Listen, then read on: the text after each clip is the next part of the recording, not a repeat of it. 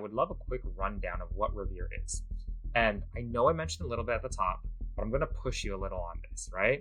Revere is a ratings platform. You've also explained that Revere is the morning star for VC funds. And that's really cool. I mean, you get it, I get it, the plurality of our audience gets it. But I want to go back to our dinner table this weekend. Like, I have an extended family gathering this weekend. And when they ask what's new this week, I want to brag about Revere, right? I want to brag about the chance that I had to interview the Eric Wu. And I want to warn that no one in my extended family even knows, they don't even work in financial services, right? They don't know what the Morningstar is. They don't know what all these ratings platform is. They don't know who Sequoia, Benchmark, Entries, and all that are. And I don't want to be explaining that you're the ratings platform for VC funds to fall on deaf ears. And so I want you to help me get psyched about what you're building, and we're both excited about it, and bring it to my family when I talk about Revere and I talk about the Eric Wu. So what is Revere in the most lay people's terms as possible? All right, very good question. And trust me, I get this all the time with friends who are not in the industry, right? And even the concept of Morningstar might be foreign because people might not exactly know what Morningstar does. Well, let's frame it this way. Superclusters is the podcast to demystify the secrets, stories, and tactics behind the money that moves the venture capital world. The fine gentleman sitting in front of me today is Eric Wu, co-founder and CEO of Revere, a platform for venture capital data, as well as portfolio management for asset allocators. Prior to Revere, Eric was a head of institutional capital at AngelList, as well as on the investment team at both top-tier capital partners and Northgate. And that is a mouthful. But outside of Revere, Eric is a proud cat parent and has a fine palate for whiskey. And as of yesterday, I figured out you also are a connoisseur of tequila, something I'm hoping to absorb by osmosis one day. Eric, welcome to the show. Well, David, great to be here and look forward to the conversation. A lot of exciting things to talk about, especially in this environment where a lot of us are feeling and experiencing different things in venture capital. This is how I'm imagining it playing out is, do you remember the movie Inside Out, where, you had Riley and those 5 emotions and all that? Yes. Yeah.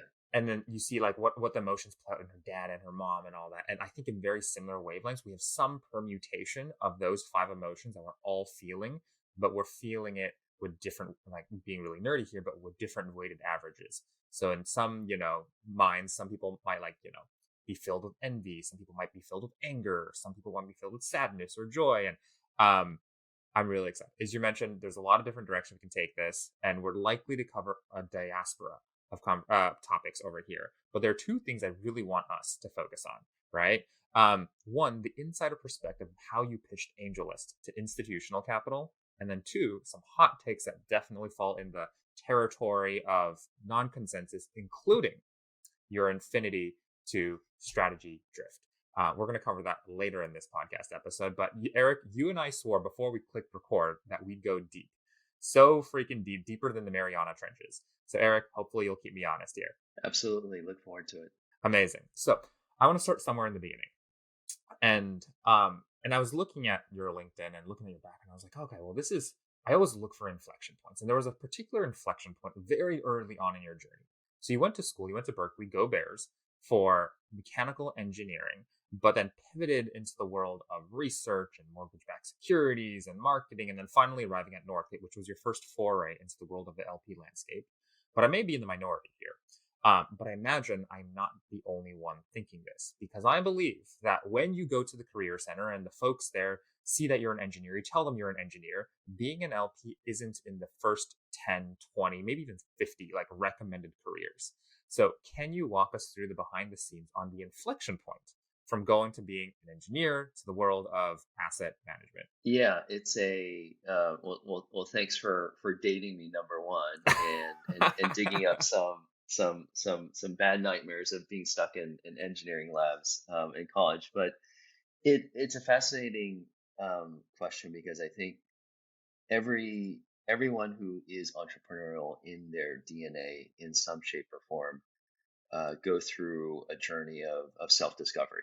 And for me, being an engineer, or at least entering Berkeley as an engineer, was an artifact of just, both my parents were technical, and my dad was an engineer, my mom was a computer scientist.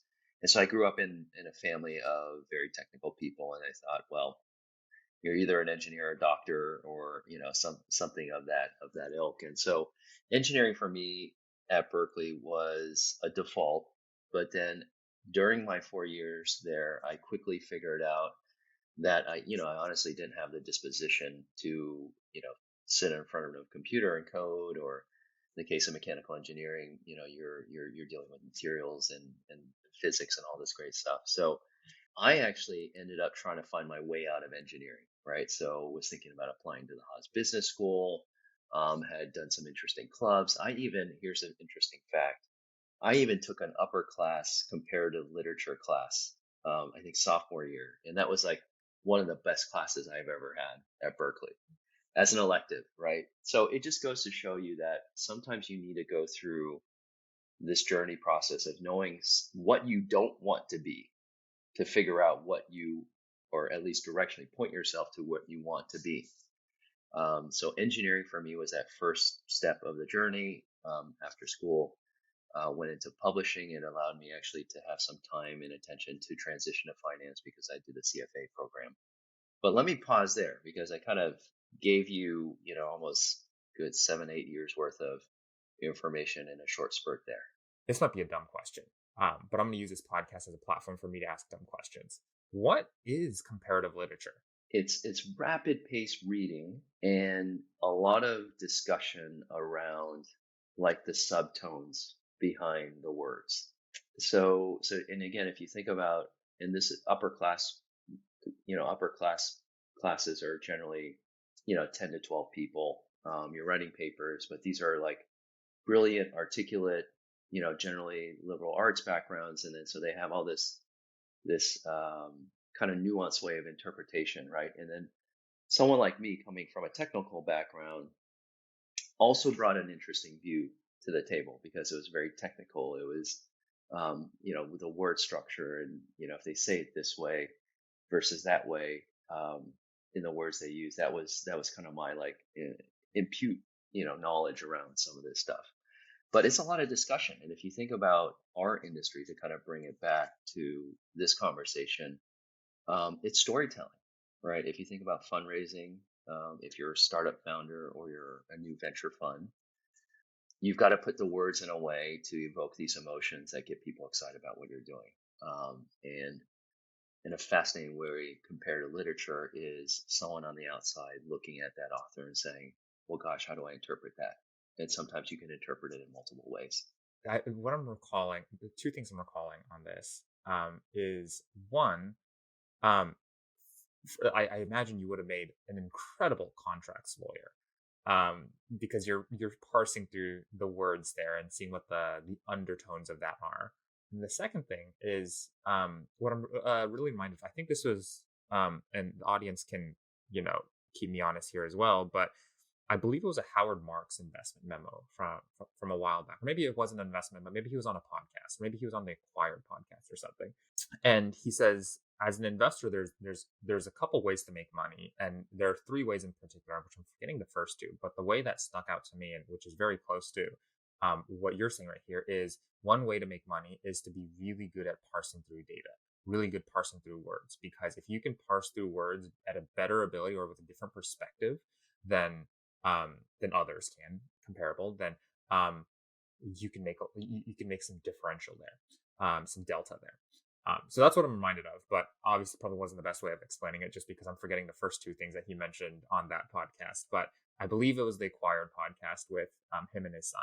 I call it, everyone should have their own style and their flavor, right? That's what makes, especially investing in venture so unique, because unlike public markets where you have, nearly perfect information, it's about speed to information. In venture, it's about hunches and instinct. And of course, you've got to have a system of taking those inputs and turning it into an informed view. That makes a lot of sense. But speaking of startup things, and I know we can go on and on between you and I, we can go on and on about like Berkeley culture and how things have changed. And I'm also a couple of years removed from Berkeley campus. But speaking of starting things, and touching more into the LP world, you've marinated your elbows in just elbow grease, building emerging manager programs at both Top Tier as well as Northgate. So speaking like going back to starting year one things, um, can we peel back the curtain here and have you walk us through what the process for creating such a program to back fund ones and fund twos are like? Because I imagine at the time in which you were building it at Northgate at in top tier, this was a rather transcendent way of thinking of backing not just venture capital, but emerging managers. Yeah, I mean, to that point, I mean, a lot of credit goes to, the founding GPs, right, at both organizations to have trust and faith that this was there's permanence to this part of the ecosystem, right? So full credit due there. When it comes to, as you mentioned, rolling up your sleeves, getting dirty with the elbow grease and really making and creating a program, it's so much more difficult than the other way of investing in funds, which is you have data, you have track record, you probably have years of relationship history of watching them kind of grow up because you've been an LP in the previous three funds. So that model doesn't apply when you're looking at a first time fund by definition. And you don't have years of track record. You have bright, young, ambitious people who are hustling with kind of some specialization generally. And they're asking you to take a bet, right? So how do you, at the end of the day, convey that to an investment committee who's used to a 50-page investment memo with all this data supporting the investment recommendation? So that's the framing of kind of what makes it hard, what makes it difficult. But the good news is a lot of this really depends on how you sell the case, how do you make the case. And this is something that I've learned, and this is something that I think is so core to the fabric of fundraising, right? Whether you're fundraising as a startup founder to a VC or a VC to an LP, this personality, this storytelling element, the framing of the opportunity, the convincing, the building consensus. This is like an amazing skill that everyone has to have. So to answer your question, the hard part was not the ideas. The hard part was not like, hey, I've got a pipeline of 20 amazing people that I think would be great. The hard part is working within the decision making process, the people, the personalities, and how do you get people excited about this category of venture funds. I'm curious, how did you get the partnership excited for? I'm sure this is like a narrative. This is the underdog story. Obviously, this is like the Disney Pixar-esque story where like we're betting on someone before they're obvious. And I know we use that like terminology quite a bit, right? Like betting on the non-obvious, but I think it's very much true in the fund ones and fund twos. Was it hard to convince them of the narrative, or was it more so how do you massage the data for people to build conviction around? Yeah, the operative word there is conviction. To give you a little bit of a footnote in terms of that career trajectory. So after I had left Northgate, I actually went off and tried to start my own fund of funds focused on seed and micro VC. And it was about 6 or 8 months, and I very quickly figured out it's hard to raise money, and it's definitely hard to raise money with a new idea. At that time, this was kind of circa 2014, 2015, right? This was still a very novel concept. But going out and trying to start my own firm around this idea was how I built conviction. I found a great landing spot with Top Tier as they were kind of getting their program up and running, and they needed somebody to really kind of lead the charge around interfacing with the ecosystem. So conviction is something that you don't just write a blog about. You have to live it. You have to experience it. And I had to live through that for 8 months of trying to raise my own fund to really ask myself if am I going to really bet my career on this category. So when I did end up in Top Tier, I had brought all that conviction with me, right? And through that conviction, you have natural tools at your disposal around how you convince other people. And sometimes it's just the weight and the gravity of saying, I believe so strongly in this that I'm going to make it work, and I'm going to find ways to convince you to make it work. So it's a little bit of a loose answer, but I think it's one of those things that you know the effect when you have it. And I think that's what, for me, when I look at my track record and some of the funds that I've invested in, it was it was at high conviction when there were a lot of, signals that said, hey, maybe this is not the right investment. But it was that kind of gnawing conviction because I had spent time with that manager, because I foresaw the space that they're investing in as being like kind of the next big thing. So I actually want to touch on the fund of funds you just mentioned. You were raising that fund of funds for 8 months, and you can use that period of time as a reference point, or you can use a period of time when you were just like investing into fund managers. What does conviction mean to you? Like, if I don't know if like it's probably more of a spectrum than a like a checklist of like binary zeros and ones of like, do you have conviction? Maybe it is binary, to be fair, but like, what does conviction? How do you define if you were this was like Eric Wu's Merriam-Webster's dictionary of conviction? Like, how would you define it, and how did you personally get there into the fund managers you did invest in? Yeah, my definition of conviction is, first and foremost, you have to have a strongly informed view or opinion, right? And this applies to all investing, right? Not just venture, but specifically so in emerging managers. So, number one, you have to have an informed view or an opinion. And then when you find managers or you find strategies that align exactly to that, that's where you find like kind of optimal conviction, right? And not all the time, it's not all going to hit, perfectly all the time, but the closest to the merging of those 2 points where you have the opportunity, that fund manager, and they align directly to that informed view or opinion, that's my definition of conviction. Where I feel a lot of people struggle with conviction is they have either too broad of a view, right, in terms of, where they see the market landscape, or they have too many, right? So then you have kind of false positives because you're kind of hitting across 3 or 4 things. And are all 3 or 4 things really, at the end of the day, what is going to drive returns? I don't think so. I think the best investors are so maniacal about saying, this is the singular view of where I think the future is going to be, and I'm going to invest 100% behind that view. To flip that question on you, what was your worldview? This is give or take a decade back, 2014 circa, as you mentioned. What was your worldview of like why you should be investing, why you should be raising a fund of funds? The category of emerging managers, number one, you had more and more emerging managers appearing, right? So you had kind of breadth in the market. You can invest in all of them, right? So if you think about historical models of how fund of funds got started, gosh, over 20 years ago, it was the idea that, there's a handful of sandhill road names, great franchises that was really hard for some people to get access to. And fund of funds provided an access layer, but it literally was a handful of like, if you can get me access to these names, that would be a great way to justify why I would give you money as a fund of funds manager, to get into those names. So that's not all of it. And I'm generalizing here, but for conversational perspective, that was kind of the model of what made fund of funds so successful. When you look at this category of newer seed stage, smaller funds, emerging, where there isn't a lot of track record, you're going to need the shots on goal, because you're never going to have perfect information. Where if you say, you know what, if I just pick these five, I'm going to be okay, right?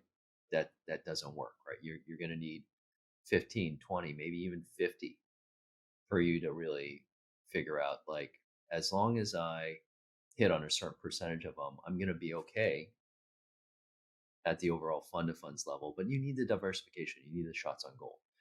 So that's my comment on fund of funds. And I think when I had started to, or tried to raise my fund of funds, I think the other element that was really, really important as a kind of trend was a lot of the fund managers who were starting new funds were becoming more specialized. By nature of specialization, you had to have a portfolio, because you wouldn't want to put all your eggs into, a specialist that was, let's say, at the time, maybe they were just only investing in like mobile apps, right? You can be wildly wrong or you can be wildly right. So the convergence between specialization of the fund managers and the fact that you needed, from portfolio construction perspective, shots on goal, that's what made it all really work and conducive to the idea that you needed a fund of funds approach. Was that the same model in which Top Tier was going on? And how did you or the team figure out how much allocation should go into emerging managers versus just existing managers? Yeah, we were fortunate. We had a separate bucket. So there was no trade-off of saying, well, if we invest in this emerging manager, that means we can't invest in this other fund that might be, let's just say, a more established fund. So we had the benefit of not kind of compromising the intentionality of the strategy, right? So we had capital, it's a separate vehicle, and myself and one other senior partner, we were tasked with deploying the capital. So there's clear boundaries of terms of workflows and how we would execute on this program at Top Tier. So that was where we were fortunate. I think there's a large majority of people who are investing or trying to invest in funds that don't have the benefit of that. They kind of think of everything as one pie, and there are sacrifices to be made. And when there's sacrifices to be made, the bar becomes so much higher, right? Because you're investing in something that's a lesser known quantity at the moment. If you were just to put like a number to it, and kind of how I'm thinking about this is, and let me know if this is the right framework to be thinking about it, is really what Reid Hoffman, I want to say, had when he was at LinkedIn, where he goes like, if you're building a business, 70% of your time has to be spent on the core business, 20% on business expansion, and then 10% on venture bets. I imagine an emerging manager program would be like that 10% of time, 10% possibly of capital, of overall capital to be spent on fund ones and fund twos. Am I directionally right, or am I being misled, or am I thinking something different? Yeah, I think that's, if you think about the AUM pie, 10 to 15% is pretty, I would say, acceptable, right? When you think about a large institutional allocator that has a diversified venture portfolio.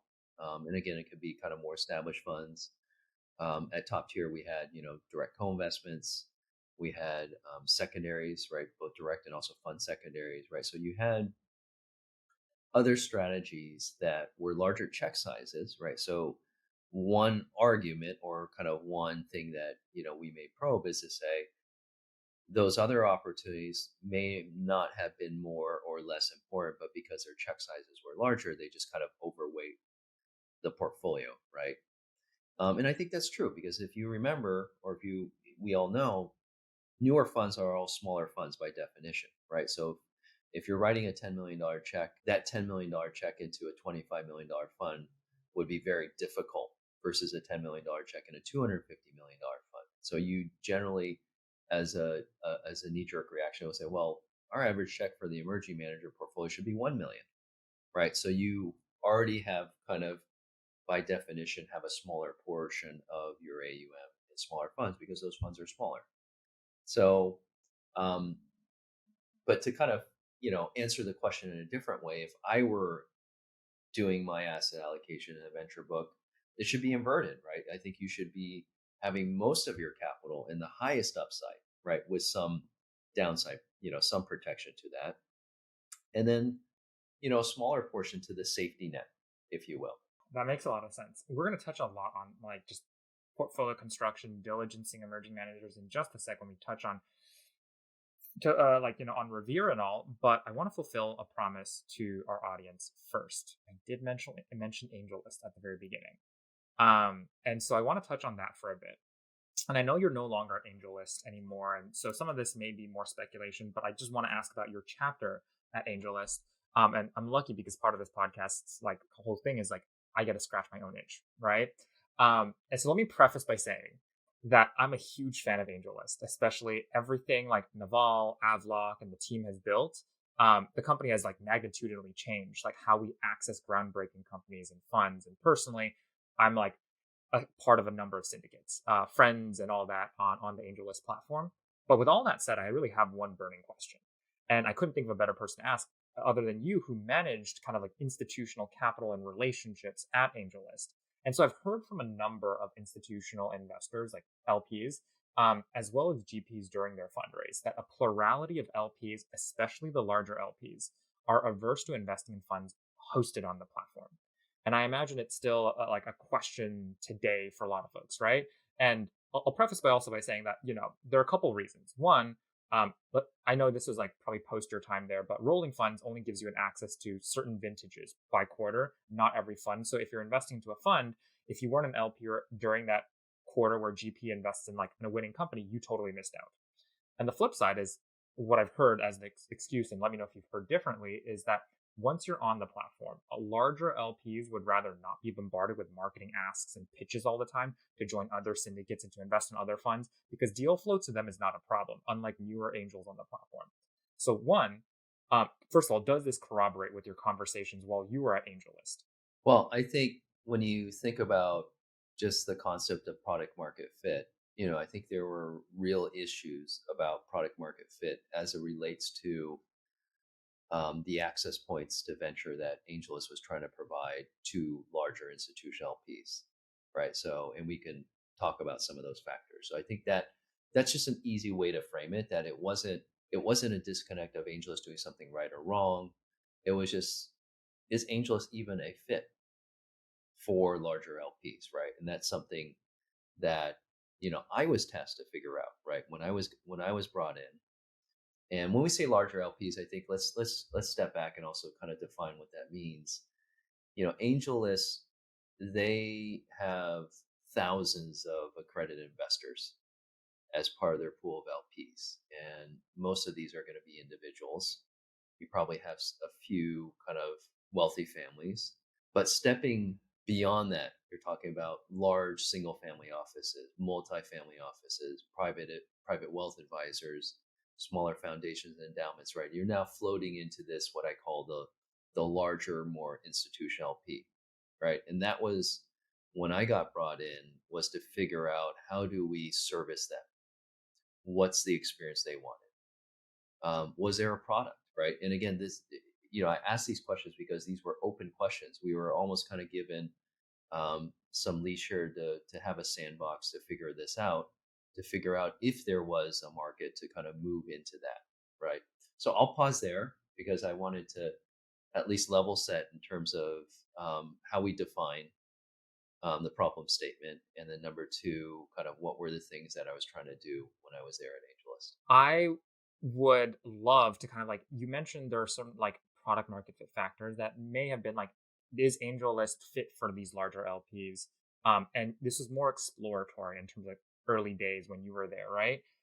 How did you explore that? How did you figure out if there was a problem that was useful to solve for larger institutional LPs? People, first and foremost, we needed to create a brand around AngelList for these type of investors, right? So AngelList had has amazing brand and traction with founders, with angel investors, with syndicate leads, right? But it was an unknown quantity other than what you might read on TechCrunch in the eyes of these larger LPs, because they're used to seeing, a $500 million fund or a top tier fund of funds as a mechanism to invest in. So to say, well, I'm from AngelList and we have this like investment platform, but we're also trying to do something new to service you as a larger LP. Like, I don't, where's the track record? Like, who are your other, big LPs, right? So you had a lot of similar cold start type of issues that I would have had if I were kind of a brand new fund or a brand new fund of funds, right? So that was part of the issue. And so you can't engineer your way out of that. You can't build software. And this is where, like, we would all agree AngelList is like probably the best shop, if you will, kind of creating products around, workflows and software for this asset class. You can't engineer your way out of that, right? It's a fundamental sort of trust relationship brand, right? And what we did at AngelList when I was there is just to focus on building connectivity and relationships. We hosted a series of events where we brought these larger LPs. It's kind of a monthly. We went to a different city, brought some GPs or syndicate leads, intimate dinners, panel with some education, and really focusing on the relationship. Because when these larger LPs got a chance to meet these, let's say an angel operator who was starting a first time fund, they really started to gain an appreciation for what was the unique special sauce. And that you didn't need, 5 years of track record to say, like, look, if when that clicks between those two people, then the check, comes the next week, whatever it might be. So we found a great playbook around that. Right now, I would, as a startup founder, you have to find scale to that, and it's hard to scale, this concept of relationship building, and even harder to do that through software, right? So anyway, that was a fascinating chapter, and I think there was amazing things learned both for myself and also for AngelList in terms of how they think about that type of market, and even if that's the market for where they want to go to. By the time you left AngelList, did you come to any resolution to this is what institutional capital is looking for, and at the end of the day, is what they're looking for just so divorced from what AngelList can offer, and is that why you started Revere and all that, or what was the resolution that you came, because you spent a couple of years at AngelList? I'm sure you did tons of these events, tons of conversations. Like, what did you learn? Yeah, I think AngelList is so amazing about sort of the iterative process of building product and finding audiences. And one of the things that was a natural break is I said, look, there is a real business to be built around how do we service larger, sophisticated institutional LPs, with the intention of like kind of matching them to emerging fund managers, right? That business model, as I had proven through some of the results, was still kind of hand-to-hand combat, a little bit more service. And again, you can't kind of build software. So there was a clear kind of departure of like, if I felt that there's a real business here, it had to be kind of built off platform, right? Because what AngelList does amazingly well is kind of take little modules and kind of put it on the platform, and that collective platform becomes an amazing way for you to, have all these access points. And, for this area where it's heavy relationship building, it's longer sales cycles, that was hard to kind of modularize and put on the platform, right? So that was the reason for the separation. But AngelList was amazingly supportive. I mean, they are to this day still a small equity holder in Revere. As you know, it's not just faith; it's like they believe there's a real business here. I think it's all worked out great now. I think there's some point, like with how we think about tech stacks and all this amazing thing that's happening in the ecosystem, this all comes full circle, because at the end of the day, it's about how do you activate capital. There's another thing you mentioned earlier where you would have these conversations, there's long sales cycles. What I'm really curious about is what that pipeline effectively looked like, which, and this is what I'm imagining. I'm gonna imagine a hypothetical kind of like pipeline, and you let me know how accurate I am, right? Which is, one, you would have this conversation with LPs, right? You'd ask, what are you guys looking for? Here's what our platform is. I imagine the call to action post the call is, we actually have this event in your geography coming up in the next 2 months. Would you be interested in showing up to it? And then they come to this event, they meet the GPs that you invite, and they meet probably some other LPs as well. Like, actually, this is a successful funnel, so to speak. Like this is actually pretty good. Would love to invest in the GP. They then build a relationship with that GP. Where does that leave AngelList? Because the goal is you're trying to nurture these long-term relationships. Like, what is the call to action post event after? Is it another conversation? Like, at what point do you start thinking about conversion? Yeah, I mean, it's all at the end of the day about capital flowing through the platform. That's the singular most important metric for AngelList, and really any platform, right? At the end of the day, is like how much through the collective efforts or the products, how much capital are we able to get to flow through the platform? And when you host these events and you get great connections and you get great receptivity, capital flows from that, right? And you do it in a way it's not transactional. It's not, forcing people. It's not conflicted, right? Because again, like it wasn't like I was getting paid per every dollar of capital that's flowing, right? It was my job to make sure there's genuine relationships, and then that we were building into a market where we could see some scale of that capital coming through. What were leading and lagging indicators for the event? Like, what did you have to do in order to, like, this is our success metric from the event? There's two I'm imagining, and let me know if I'm right or wrong, right? One is like the leading indicator would be the number of LPs and GPs we can get in this event. So the number of folks, the number of like legit institutional capital we can get in the room. The lagging indicator would probably be the amount of capital that's being flown on AngelList post a relationship or something getting built from the event. Am I right there, or was there something else in the mix? Yeah, no, that was the right thinking, right? And we measured all this stuff at AngelList because AngelList loves measuring everything. And I think we definitely proved there was ROI to the events. And we even had some people like come to multiple events simply because they were just like, that event was such a great experience, right? And I think we'll be using this word frequently. When you create the right experience, people come back. You get repeat buyers, right? They invest more, and it's an underappreciated sort of element here, right? As we talk to an audience that is kind of eager to talk about kind of fundraising tips and the art of fundraising, right? The experience is so important. Let's touch on experience. But specifically, I think we've hit snooze on this for long enough. Would love to chat about Revere and how that eventually will bleed into experience for LPs and all that kind of stuff. But I'd be remiss if I didn't touch on Revere at all in this conversation, just because it's like the elephant in the room. In doing research for this conversation, it seems like, Revere has gone through 3 pivots before landing on what it is today, which is a ratings platform for LPs on GPs. But before we even get into pivots, the whole reason I even preambled is to seed the question in your mind. But before I get into that, I would love a quick rundown of what Revere is. And I know I mentioned a little bit at the top, but I'm going to push you a little on this, right? Revere is a ratings platform. You've also explained that Revere is the morning star for VC funds. And that's really cool. I mean, you get it. I get it. A plurality of our audience gets it.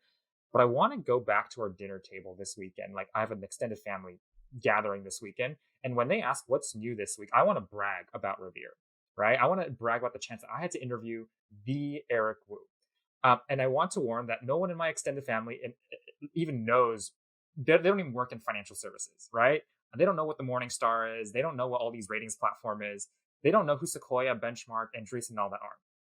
And I don't want to I don't want to be explaining that you're the ratings platform for VC funds to fall on deaf ears. And so I want you to help me get psyched about what you're building, and and we're both excited about it, and bring it to my family when I talk about Revere and I talk about the Eric Wu. So what is Revere in the most lay people's terms as possible? All right, very good question. And trust me, I get this all the time with friends who are not in the industry, right? And even the concept of Morningstar might be foreign because people might not exactly know what Morningstar does. Well, let's frame it this way: like, if you're in the conversation at the dinner table, you can ask a simple question like, if you're in a new city and you don't know what restaurant to go to, what app do you pull up on your phone? And what do you think most people would say? 4-letter word, starts with Y, ends with P. So there is, there's just like kind of a ubiquitous, like, I'm hungry, I don't know where to go, but I know I want to go to a well-rated place, or where at least somebody says, the food is good here, right? That's Yelp, right? And so if you put yourself in the position where it's like, you know what, there's all these funds out there, I don't know who's good, but I kind of know I want, same way, like I want Chinese food. I want a fintech fund. Where would I go? Where would be my first destination to go and just, narrow the list? Right. That was the aha moment for Revere. Is if you boil it down in those simple terms, you can explain it to anybody. And it was a pain point that no one was solving. There was no Yelp, right? You were left to your own devices. You had to ask your friends, like, hey, tell me, good fund, or, who's interesting to you. It didn't exist. Right. So that was really that final pivot. You mentioned 3 pivots. That was the aha moment for us. We're going to touch on pivots for sure. I will also say that Revere is not as simple as a 1 to 5 star rating. I can't just like look at a 1 to 5 star rating. Oh, okay, this is a fund that's 3.5 stars, 4.5 stars. You have a heat map. And like, given a lot of our audience are emerging LPs, like, how do they even go about reading a heat map? They don't yet have the framework as like an institutional LP. So I think going back to that word experience, and let's bring it to kind of a product level. UI and UX is so important, right? And not just the software you use or the websites that you browse, but UI UX in front of somebody who's about to make a decision, in this case an investment decision on whether or not to spend time with this manager and potentially invest. The UI and UX is so important, right? So in that product mindset, the heat map is to influence the reaction of the reader to not focus on the score and the number, but to focus on the red area, right? Because again, we know by definition, almost every emerging manager, let's just be blunt, they're not going to be perfect scores, right? Right. And there's always going to be something that's like, oh, these two categories are kind of like on watch, or something there. So when you present a heat map, you're just trying to draw the attention. It's like, this is what they're really good at, this is what they do okay, and these are the things that you may want to check out. Gotcha. And to like build a concrete example about this, right? Let's say I see a heat map for a fund manager, and I go like, okay, well, I don't know what I'm looking for, but I see these two red areas. One red area is, I'm making this up, deal flow, right? The other red area is, oh, this is a brand new partnership, right? Like this is, and you did tell me the 5 things that's on the rating score, and like I apologize, it's my fault for forgetting, but like if you see those things, like, oh, well, then you start thinking, how important is it that this is a brand new partnership, and how important is it that they may not be best in class on deal flow, although all the other areas are green? And that's probably like if you are going to take the conversation, where you're going to start the conversation. It's a great question, and it's a very nuanced but super important way of how we describe kind of how people should be utilizing our service. So there's 20 categories, right? There's kind of 5 big buckets, right? There's like team, there's track record, there's value add, there's firm management, right? And sourcing. So within those, there's like kind of 4 subcategories. So total there's 20. So the heat map actually covers all 20 things. And we made an important and deliberate decision not to apply any kind of weights. The reason for that is you might have somebody, let's say a family office, that is investing in some of these funds, and they're investing in the funds because they want access to deal flow and co-investment opportunities. So that particular LP might look at that kind of LP co-investment area and say, you know what, that being dark green, that's like half the battle. I would personally put 50% of the weight on the scoring system for like LP co-investment. You might have a big endowment that says, you know what, we don't do any co-investment. Like we care about track record, right? So 80% should be on track record. So as we knew this as allocators, right, intentionally, because I came from the institutional side. My co-founder Chris was on the family office side. We knew like different strokes for different folks, right? So we didn't want to go out there and take our Revere weighting and force that on other people. Now, people can go and assign their own weightings, and they can come up with their own composite score, right? And people do that, right? But that's up to them. So that's how I would answer kind of when we get approached that question. And that's part of the education when we're talking about our reports and we're describing how do you actually use this report. It's first and foremost, it's not a be all end all, like use this to like invest in this fund. It's like, this is going to, number 1, help you screen. And number 2, get you to the kind of final leg, the final mile, like how do you actually finish the diligence, right? You still have to meet the manager. You still have to kind of ask some of these probing questions. You still probably have to do like the LPA review, right? Like we don't kind of get super into the weeds on that stuff, but we take you all the way up to that last mile. I have a question on best practices in general. And I know Revere plays Switzerland in the world of emerging GPs and all that. You don't go like, this is a great one, this is a not great one. You make your own decision, right? And in the world of playing Switzerland, one of the things, going back to the Yelp analogy, I like Yelp. I think my partner is a much bigger fan of Yelp. She's a Yelp elite. She writes reviews every single time, everywhere she goes. But the one thing I dislike about Yelp is that there are sponsored restaurants, like they're sponsored posts, so to speak, right? That said, some people really like it because it's like, oh, this is like, I don't know why people like it, but to be fair, I dislike it. Is there ever a version in Revere where there's the equivalent of a sponsored post? And it may not be like, here's a GP we're highlighting, but it could be like, here's the best practice for this one LP. Here's the best practice, or here's the practice for this one LP. Is there ever going to be like, can I learn from other people's frameworks as well? Can I like, is that top of my newsfeed, so to speak? Will that ever be a thing? We've experimented with some of this. Okay. What I will say definitively is, we do think of ourselves as in the service of GPs, right? So we don't want to charge GPs, like, because it just creates all sorts of conflicts, right? But the idea to be able to highlight a certain GP versus somebody else, I think that's the natural progression when you have a lot of data, right? So in the beginning, we want breadth of coverage, we want all these data points, and as you get the distribution of those scores and you meet all the different fund managers, you're obviously going to have data-driven signals that pop up, right? That are defensible, and it's not Eric Wu's opinion that I met David and I think he's a great manager, right? So some of the things that we have experimented with is in the committee setting. So every fund, before it gets kind of fully rated, goes through a committee with our team of analysts, and the people will say, you know what, I think this sounds like an amazing fund. Like, I want to nominate them to be best in class or rising star. So we kind of have two kind of categories of like being able to highlight. So one is rising star, which is generally for those who are unproven but have a lot of really fascinating, interesting ingredients and attributes that we think make them super high potential. And you have best in class, where let's just pick a category like real estate tech, where it's like we've rated 10 real estate tech or prop tech funds, and we think this is the top two or three, and we think it's the best in class, right? So that's done in a committee setting.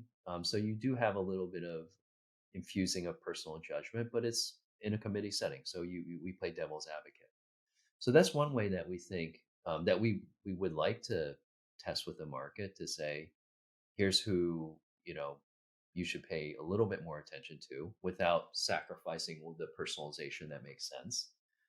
And then the other thing is, as we get more data on performance, at the end of the day, it's the performance that should be the arbiter of like, okay, they sounded great on paper. Did they actually execute and generate the performance? So in time, I can also see us from a performance standpoint be able to, again, in how we package this to LPs, TBD, show where the best performing funds are and who they are. I want to touch on performance because a lot of LPs, when they invest in VCs, they typically just look at TVPI, DPI, IRR. Those are like the three North Star metrics, so to speak. And that oftentimes is what performance is. And obviously, by fund close, 10 years later, 15 years later, like you'll find out who the best ones are, right? My question is, and this is a discussion I've had recently with a couple LP friends of mine, is are there telltale signs of DPI, TVPI before fund close that, in your experience, and I'm forcing you not to be Switzerland over here, so I'm forcing you to be like taking a side. But in your experience, anecdotally, things might change, right, down the road, that are nice. So I'll give an example, right? One thing I've heard recently is great funds typically return 1x their distributions to paid in capital before year 5, or like around year 5 to year 7. That's obviously before fund close, but they've started returning some capital back to their investors. Are there other metrics, telltale signs that you've seen that are indicative of probably a top performing or better performing fund? Yeah, I think this one a little bit technical, but I think it's to answer the question directly. I think there is a clear metric in my mind, and I think this is not it's not anything that's like a secret, but what you're looking for in a fund is the ability for a single company, or let's say 2 or 3 companies, to be able to return the entire fund, right? Because we know that you're looking for outliers, especially at the early stage. So if you are able to, in a portfolio of 20, 30 companies, have the clear makings from a valuation perspective that one or two or three of those companies could return your entire fund, then you're in a kind of a different category, right? And so that way you don't have to kind of confuse with like, well, what should the TVPI be? What should be the DPI by what year? At the end of the day, when you look at how a fund is investing and as their companies are growing and raising subsequent rounds, you're looking at that fair market value for those single positions, and you're trying to figure out how much of the fund does that return for that company. And so that simple rule of thumb, I think, will generally guide and sort of dispel a lot of the noise about like other things, like even ownership, right? Because kind of baked into ownership or baked into the concept of returning a fund, you may have really high ownership in a company that's doing okay and that can return the fund, or you can have very low ownership in like Uber in the seed round, and that would like return multiples of your fund. So this is where I think LPs get caught a little bit in the trap of kind of focusing on sometimes the wrong metrics because that's what's kind of bandied about. But at the end of the day, cash on cash returns are driven by outlier companies in the portfolio. And I also do want to caveat that sometimes it's hard to like measure, like as I mentioned, if you look at a metric in isolation, it's often hard to like evaluate a founder, which is why you have the heat map in the first place. Like for example, I mentioned like 1x DPI distribution, so you're returning, it's like as Chris Dubos would say, like Mula and the Kula, right? Like you're returning that amount of money within 5 to 7 years. But if your total value, your paper returns, your book value is only 2x the fund, that's probably not a good time to be like distributing back your investments. You probably want it to be much higher. So no metric in isolation, obviously. There is something else. Speaking of things that you possibly measure at Revere, there is something you do measure at Revere, which is community. And the reason I want to touch on community is it's one of those. I'm a big fan of it, but it's one of those amorphous concepts that are hard to measure both qualitatively and quantitatively. In fact, the word community in 2020 and 2021 and 2022 alone has been romanticized and lost its luster in the past few years due to overusage because everyone has a community, right? And any collection of individuals, from a dinner party to a demographic to like a Slack or Discord channel to an offline book club. Like I heard recently, like it was a 10-person book club and they're like, we're a community. And so some obviously definitions stronger than others and more robust than others. Nevertheless, a strong community is undeniably very powerful, especially when it comes to deal flow, network effects, portfolio support, and all that. And so I have two questions here. One, at Revere, how do you define community? And then two, how do you measure it? The first most important thing is just being able to ask the question and be able to say that this is an important factor for, in terms of the attribute that has a meaningful impact on future returns. So I think that was what we learned is like we just got to start to ask these questions, right? The measurability is tricky, but like any other qualitative category in our rating system, the way we make it quantitative is to be able to capture and survey a wide range of answers, right? So if, let's say we ask the question, it's like, well, describe your community and what are you doing to activate your community on behalf of your founders in your portfolio, right? So we ask that question, and let's say we'll get 100 answers. You clearly start to see patterns in the answer, right? Where if somebody says something very basic, I mean, there's some people that say, you know what, community is not important. Like for what we do and how we make returns, community is not important. And that's perfectly fine. Like they're not going to have a great score there, but they're going to have maybe great scores in other areas, right? And that's perfectly fine. And then you also start to see some of the initiatives and some of the impacts of the upper end of those answers where it's like amazing, right? And it's either by virtue of scale, because they like have this like amazing annual event that everyone shows up to, and like there's deals that get done at that event, right? That's just kind of a loose example, but you start to see the pattern of how people answer. And then our job as former allocators that have to kind of understand the art and science is to say, well, you know what, those 10 answers out of the 100, those are a 5 out of 5, right?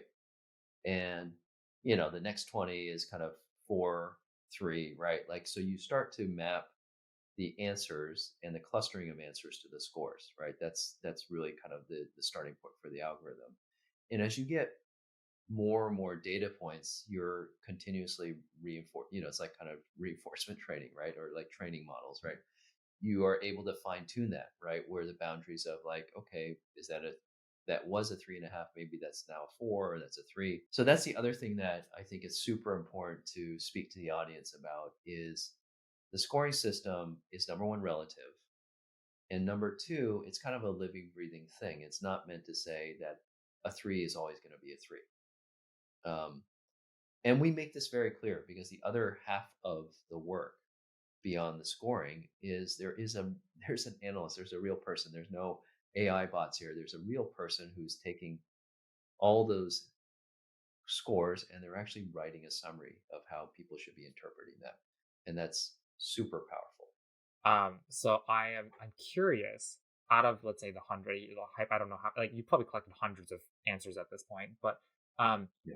what has been some of the most memorable answers for you when it comes to community?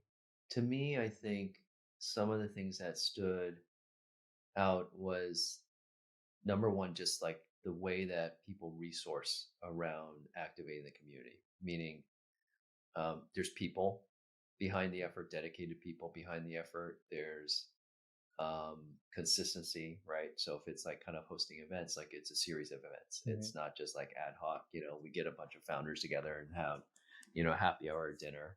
And then you had mentioned this, even the mere fact that people are trying to measure impact of the community, right? I mean, look, I mean, you know the programs at On Deck, right? And it's there's great systems and data behind that, right? Measuring connections, right? So just the mere fact that there's a system to measure the connections and to rate the connections, like that stands head and shoulders by itself, right? Now, to your point, when people start recognizing that everyone should be doing this, like if you think about Andreessen and their kind of kind of their activation of, their, hordes of people that can come in and like help you across all these different categories of growth. At some point, community, it's possible that people just say, you know what, standard practice to have a head of community and to have a software system, right?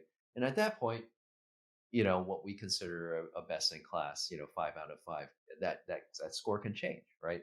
That makes sense. And speaking of Andreessen, I think they were recently, as of the recording of this podcast, a couple months back, hiring for someone for community as well. So a position, like a responsibility they take very seriously as well. Also, the fact that, I mean, we're both based in the Bay Area. They recently hosted like San Francisco Tech Week. So that's another lever of it. Oh, absolutely.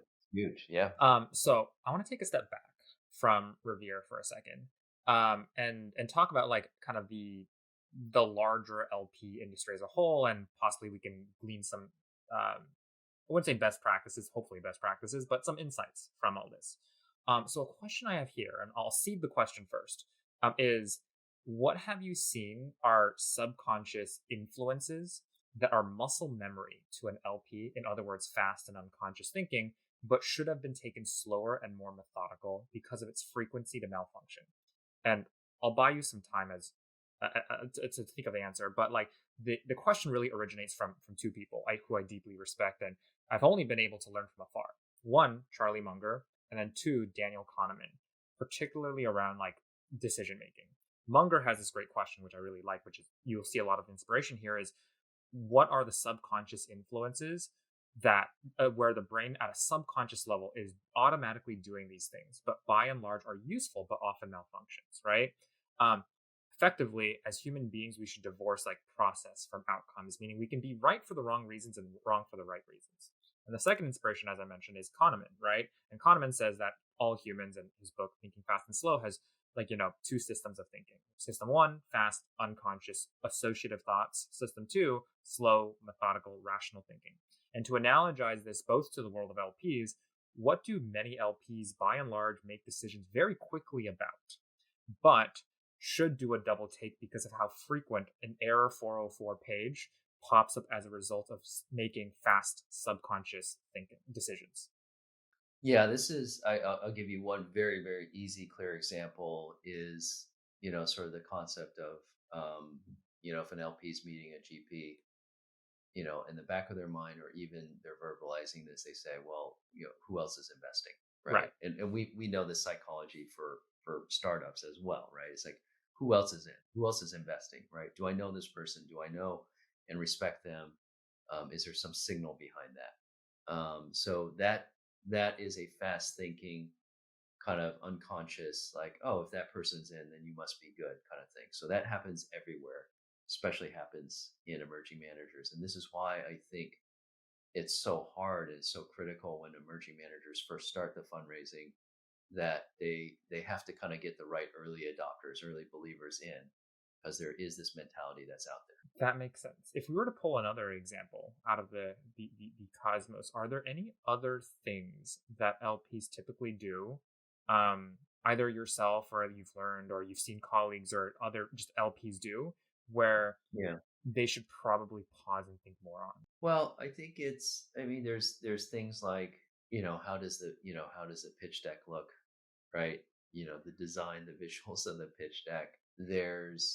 I'll maybe pick something that is much more in the weeds. Like, so when I would meet with an emerging manager, and let's say there's, they have like kind of a team of two or a team of three, uh, if only one person is talking the whole time, right? And there's two or three people next to him or her, and they aren't talking, right? So there's a little thing that kicks off in my mind. It's like, well, number one, why are you talking? I want to learn and meet and understand, the rest of the team, and I want to hear from them. So again, there's these little kind of cues and little signals, and there's, if you sat me down, I probably could come up with 20 or 30 of these little cues, but it all factors into what you said. There's kind of the quick thinking side of it, and there's the rational side of it, where that very nuanced, like, I'm reading the body language of that in-person meeting, like that's a very like rational, like, I'm looking for those cues, right? Whereas that first example of saying, hey, just initial knee-jerk reaction, I'm asking, who else is in, that's like a quick fast action way of thinking. Okay, so now I know we're running short on time here, but I want to get into the world of contrarian takes or takes that need some more elaboration. So let's rewind to 2021 first. And let me know if this still holds, because I know there are some ideas and beliefs that don't age as well as others. But you wrote something quite provocative that I couldn't help but do a double take on. And even after a triple take, what you said was so orthogonal to my osmotic education of what I have learned over the past couple of years and how LPs iterate and adapt their investment model and all that. That I promised myself I would ask you today. So what you wrote, and I'm going to quote here so I don't like misrepresent it, is you wrote that I actually encourage fund managers to continuously iterate and adapt their investment model over time.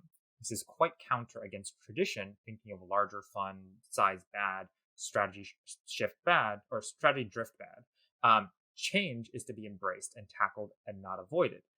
Can you elaborate on that? Because most LPs, as far as I know, dislike strategy or thesis drift. Yeah, this is, again, it touches a little bit upon what we just talked about, that there's kind of, people are always trying to find ways to say no, right? And, when you think about things like, well, gosh, why is your fund size doubling in size? Or, this concept of strategy drift, it's an easy way for people to just look at that surface level and say no, right? Because they're short on time, there's a lot of funds coming at them, and they just need a single reason, they're looking for reasons to say no. So when I wrote that, that was informed partially because if you think about 10 plus years of investing in funds, sometimes fund one, seeing them grow from fund two, fund three, fund four, they all, as they become successful, they all violate these, like, they violate these, like, these things about growing in fund size and growing the team, and they're going from C to Series A. Everyone does it, right? That's the definition of building a franchise. Is as you grow, your strategy grows, your team grows, you're servicing a different LP market as well. So that tweet was to really kind of dispel this notion that it's not a bad thing, that if a fund manager is doubling in size, what's important is to ask the question, why? And in that new strategy, if it's a strategy shift, can they continue to be successful? Can they take the ingredients that made them successful before and apply to this, this next vintage year's worth of performance that they're going to generate? It's about that slower take, no knee jerk reaction, although we are very prone to knee jerk reactions as a human race as a whole. Okay, so I want to try something. But I want the Eric Wu play-by-play here, and I'm going to share 4 tweets, one from each vintage year over the past 4 years, that deserves a little more than 140 to 280 characters. And I'd love for you to shed some more color onto them. All right, so we're going to start in 2019, and we're going to make our way to 2022. So, All right. So starting first one, 2019, you tweeted, companies need to start with identity, which naturally becomes culture. If instead culture becomes your identity, then you've got it all wrong. So from your unique vantage point across over a decade in the LP world, what is one example of a venture firm that started with identity that went on to become the firm's culture? I remember meeting 4 scruffy looking dudes called ENIAC Ventures when they were Fund 1. And I'm good friends with them, so they I'm sure they'll accept my apology for kind of calling them out. But this idea, when they first started their first fund, I mean, there were 4 successful operators who had sold companies in kind of this kind of new idea about mobile first, right? And they had built a initial prototype around, we think that all new startup companies should have a mobile strategy, right? And we know this because we had built companies, we had sold companies in this kind of early mobile era. And so that was something where they were early, they had in their kind of DNA embraced this concept about, kind of mobile and mobile first investing. They did annual events. They obviously were in some amazing, iconic companies. They've now, I mean, I think they're at least on Fund 5, very institutional, built a big franchise. And so that's an amazing example, right? Where you have this identity because of where you came from, and it became bigger than ENIAC, right? It literally became bigger, right? This concept, because it's ubiquitous. But I would say they get absolute full credit for kind of pounding the pavement early on that. I love it. Okay, we'll move on. Oh man, there's so much I want to touch on there, but for the sake of time, we'll move on to the next year. We're in 2022. We're in 2020 now, right? And you wrote in 2020 on a tweet, I do my best writing and critical thinking at night. The mind is reflective and pensive, trying to slowly digest a day's worth of data. What are the ingredients to a night well spent?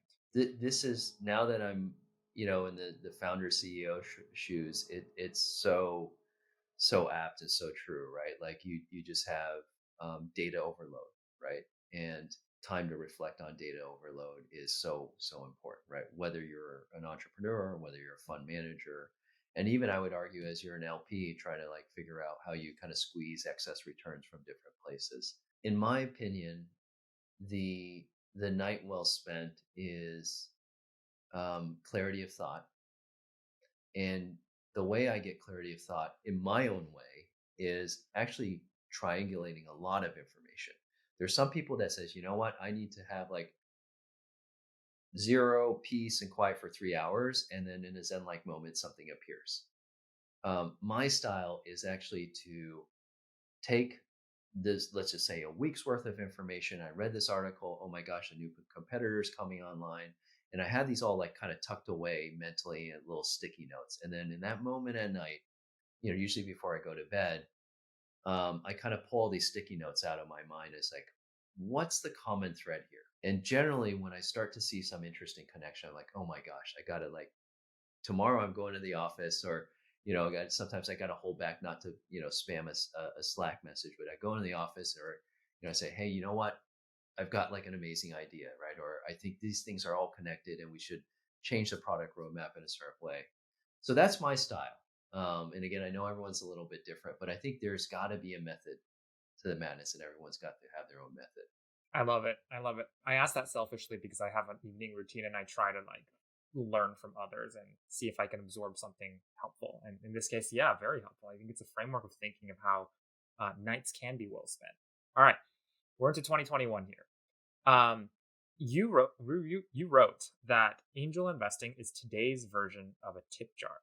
So if angel investing is to tip jar, then LP investing is to emerging managers is to blank. What should be in that blank? This one is a really, really interesting one. I wrote it.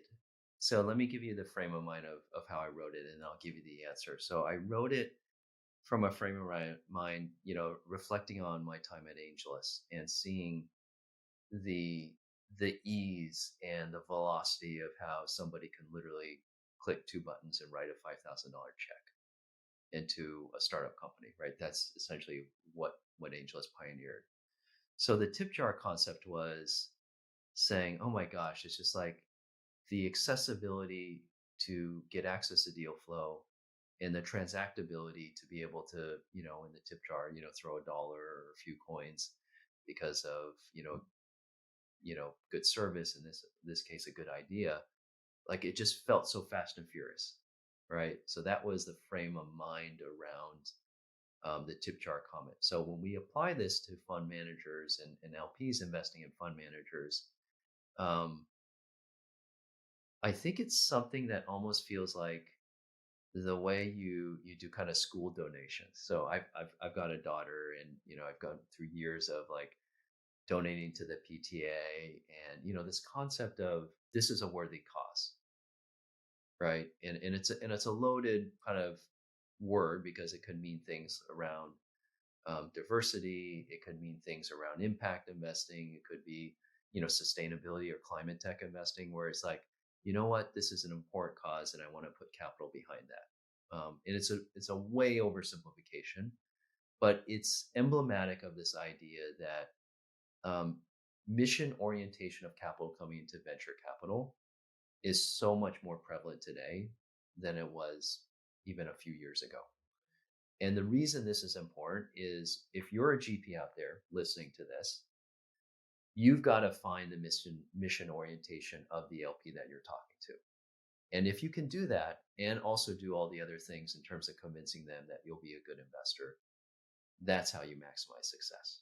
I love it. I think I love that last comment especially because I think so many GPs, when they jump in a conversation with an LP, they immediately get into pitch mode, and this is something that founders do in VCs as well. But they don't just pause and just ask a couple questions. And the first meeting is always so much more powerful when you ask questions like, "What is your mission? Why are you investing? What is investing into you?" What one of the questions I like, and people can feel free to steal and whatnot, is what would you like to have written in your eulogy? Like, what would they want, like, by the end of their lives? And this might be a little bit morbid than expected, but what would you like to have done? And often that mission alignment is so important for LPs.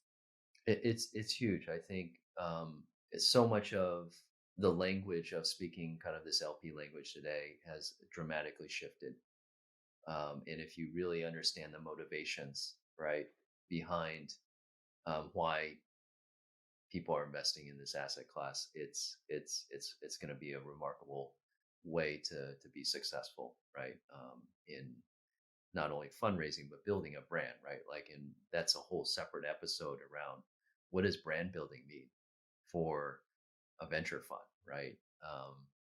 But we'll save that for another time. Save that for another time. We might need to do a follow-on episode. All right, last year. All right, we're in 2022 now. This is last year. Eric Wu tweets that what's one thing you keep telling your kids to do that they never listen? I'll go first. Put away your goddamn shoes. Don't leave them right at the door. So the question to you is, what is one thing you constantly recommend to GPs or to LPs to do, for them to do, but they just never listen? Or conversely, on the LP side as well.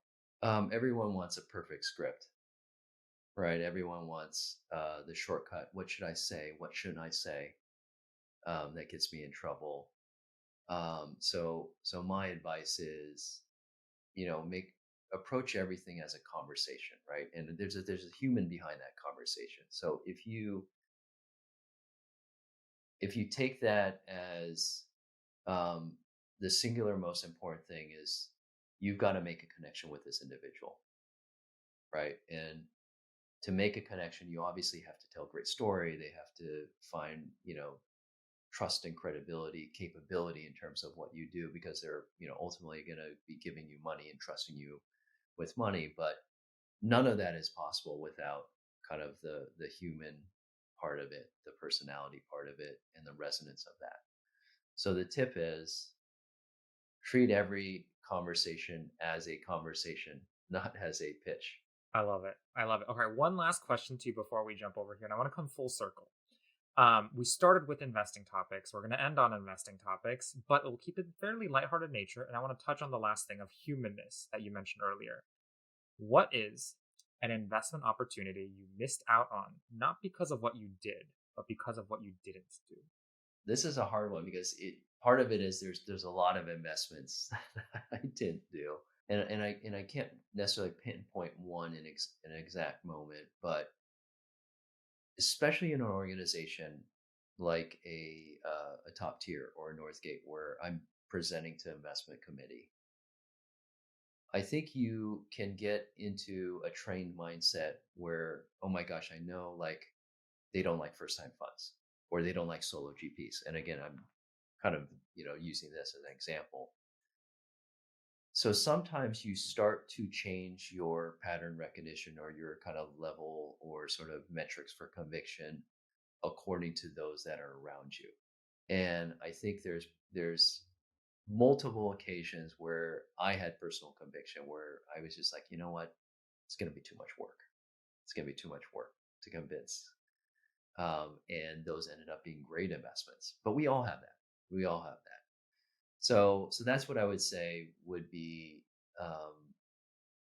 kind of the thought pattern around not letting kind of others unduly influence, kind of how you think about the world. Amazing. Well, Eric, there's a list of more topics. I said I had 5 pages worth of questions to ask you. We got through probably like a third at best of them, and not even like the other follow-on questions. This deserves an episode 2, but I want to be cognizant of everyone's time here. And thank you so much for coming to this show, sharing all your insights, sharing your path into the world of venture, LPs, as well as about Revere. I pushed some buttons here. Hopefully I didn't go too far, but nevertheless, I wanted some hot takes.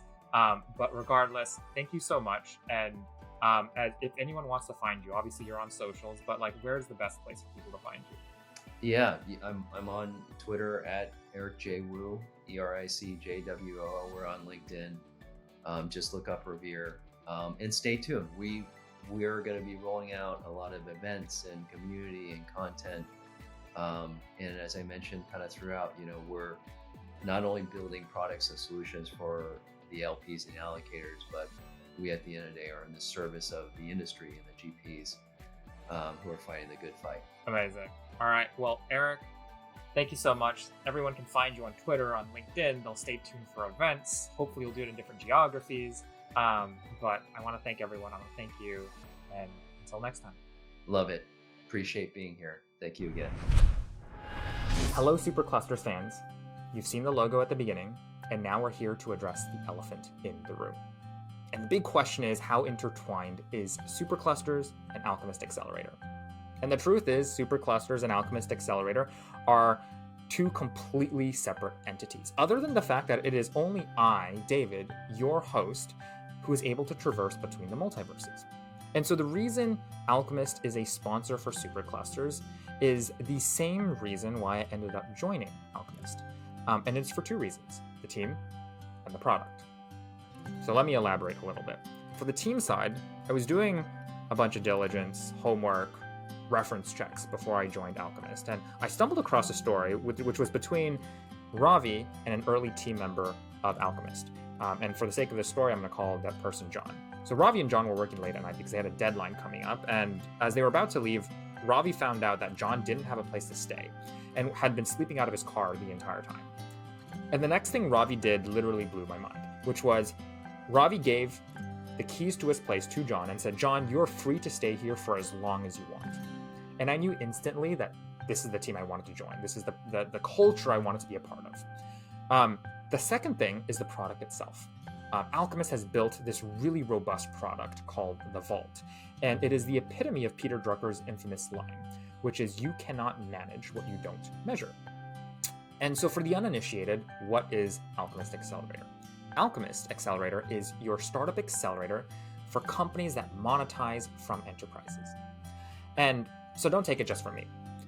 We've backed incredible companies, including names you've heard of, LaunchDarkly, Prevacera, MoEngage, and we're also backed by some incredible LPs and investors, including Coastal Ventures, Mayfield, Salesforce. And now, between you and I can't share any of the numbers, and if I do, our compliance officer, will literally gobble me up for breakfast, lunch, afternoon tea, and dinner. And personally, I'm too young to die. But I will say, the numbers, they're great. Like, they're really great. And so if you're curious and want to get involved in Alchemist and the ecosystem, check out alchemistaccelerator.com/superclusters. And that's superclusters with an S at the beginning and the S at the end. And we'll also include these links in the notes. Hey Superclusters fans, this is David from Post and want to share a few things before you go. If you're tuning in from the YouTube universe, and if you like this episode and you want to see more of it, consider subscribing. It's free. Let us know down in the comments which LPs you'd want to see next or topics you liked and want to hear more of. If you're tuning in from the audio universe on Spotify, Apple Podcasts, or wherever content finds your ear, and you liked what you heard, give us a follow. And lastly, want to share a quick disclaimer from our legal friends. While I am the head of investor relations at Alchemist Accelerator, and that Alchemist Accelerator is one of our proud sponsors, the views expressed in this episode are for informational purposes only and are solely the views of myself and the guest alone. They are not representative of Alchemist Accelerator.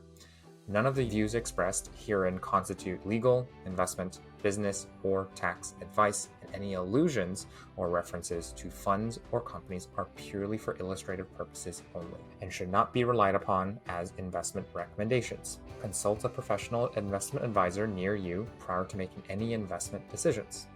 And that's all from me. See you on the next.